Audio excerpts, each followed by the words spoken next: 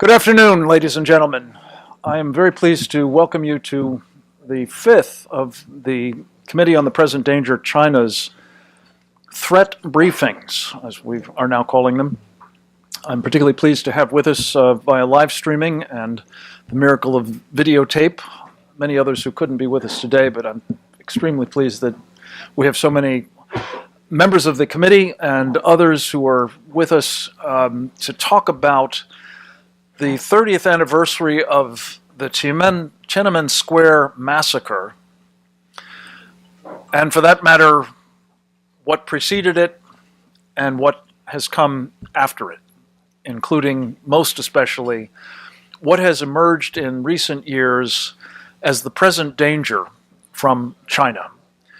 My name is Frank Gaffney. I'm the president of the Center for Security, the executive chairman of the Center for Security Policy, the president of Save the Persecuted Christians, and in my capacity today as sort of the master of ceremonies, vice chairman of the Committee on the Present Danger China. Others of you who have heard this before, I would ask you just bear with me, but just a very quick introduction of the concept of the Committee on the Present Danger. This was an organization that came together in several different incarnations over the past 50 years or so. We're very pleased to have with us Chet Nagel, who was at a time the executive director of one of the earlier incarnations.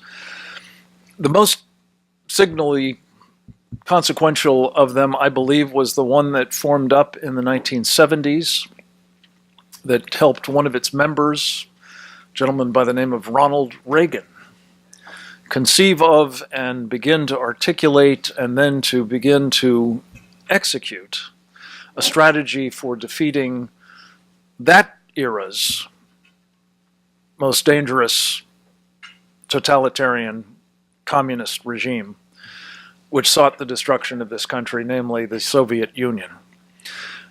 We find ourselves today facing what is, I would argue, an even more grave existential threat to freedom, our own and that of others around the world, in the form of the Chinese Communist Party and the country that it has been misruling for decades now.